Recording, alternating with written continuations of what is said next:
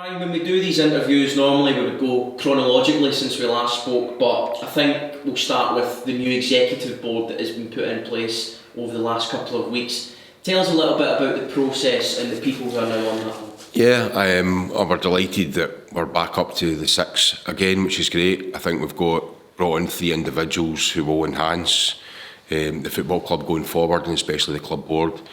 Kirk's obviously come in and has been appointed chairman at the board meeting, who's got extensive business experience and currently working for Be Inspired as chief exec, young chairman as well, which is good. Grant Jarvie's got a wealth of experience in his position within Edinburgh University, got a lot of contacts in football, very much keen to promote the women's game, writes papers for the SFA on the benefits of football clubs in our communities. So I think there's a real skill set there that we've not had before.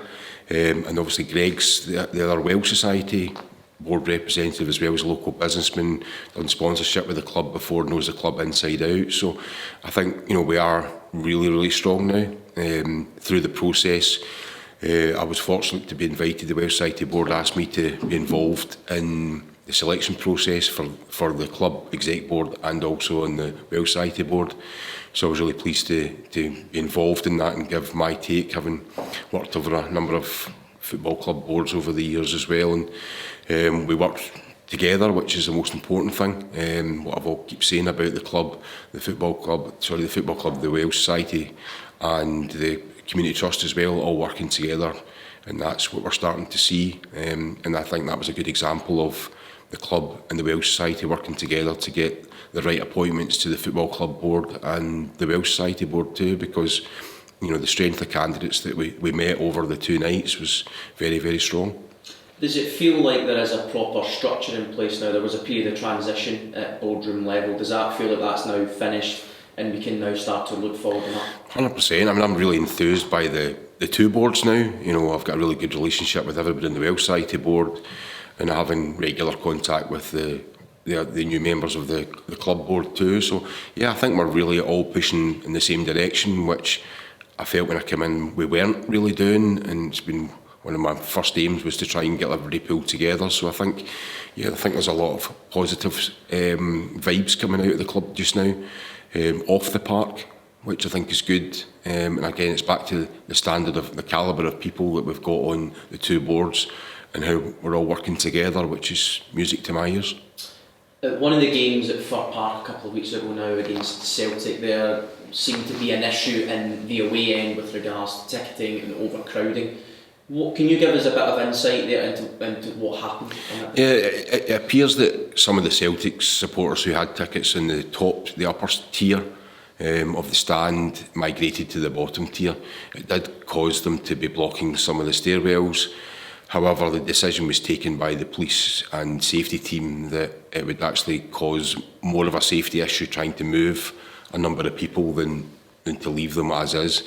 And I know from getting the reports in that, for example, paramedics were able to go up and down the stairwells that were congested. We actually were 200 under capacity for some reason, so 200 people had a ticket but didn't turn up.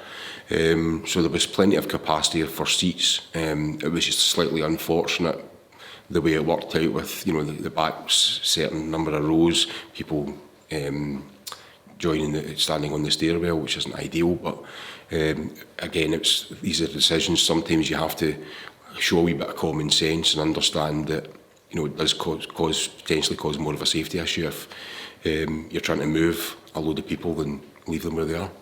Back to Motherwell, when we last spoke you said that we were on the horizon of securing some new contracts for players. Since then, Ewan Wilson, Aston Oxborough and Tawanda Maswahise have all signed. Yeah. Where are we at with other players within the squad? Is that something that's continually being assessed? Yeah, Stuart and I speak on a regular basis about that. It was, and that process took a little while to get. The international break was good for that. I think we signed them between the international break and the week after.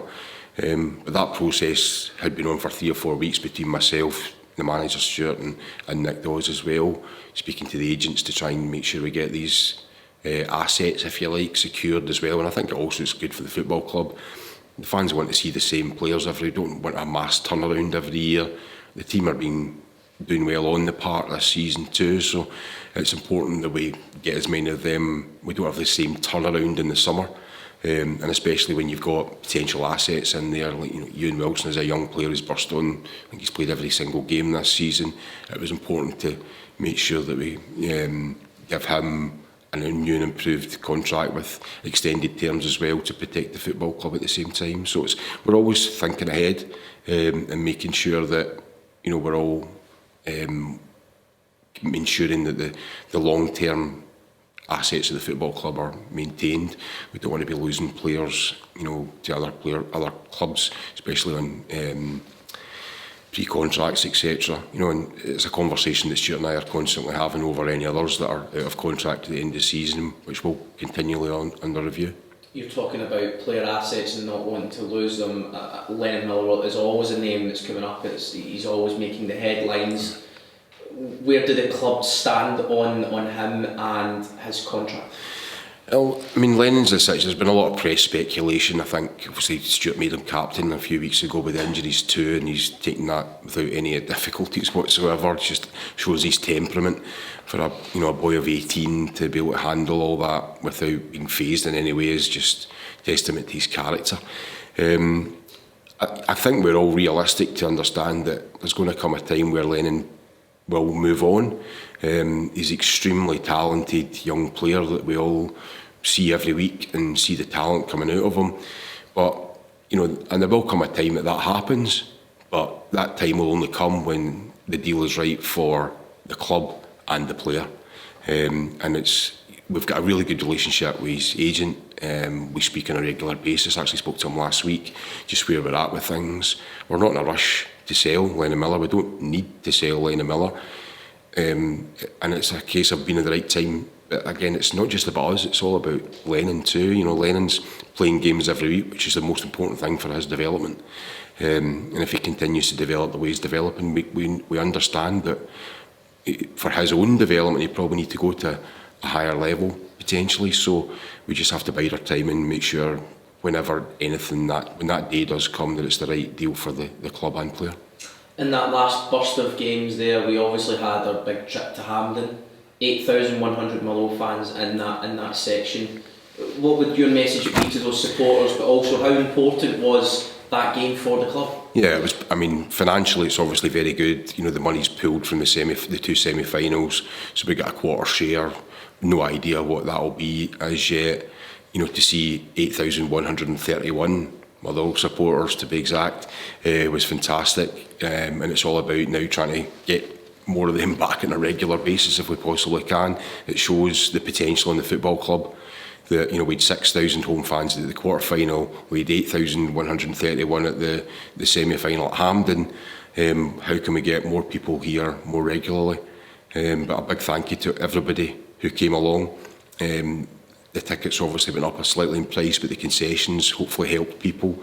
But it means a lot, I think, to everybody at the club that the backing that the team got that day, and everybody supported it and got behind it, and hopefully there are more semi-finals, etc. to come. You spoke there briefly about trying to get people back to Fir Park. Obviously we've seen the Welsh Society begin their kind of engagement with the fan base and trying to get in contact with them.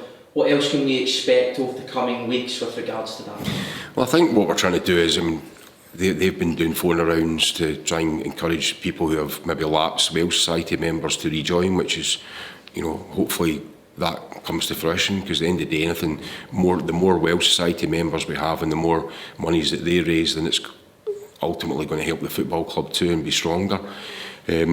We are in constant talks with the Welsh Society about ideas about what we can do. We're analysing data all the time to try and see better ways of doing it. How can we promote the games better? How can we make sure that everybody's aware when a Motherwell home game is?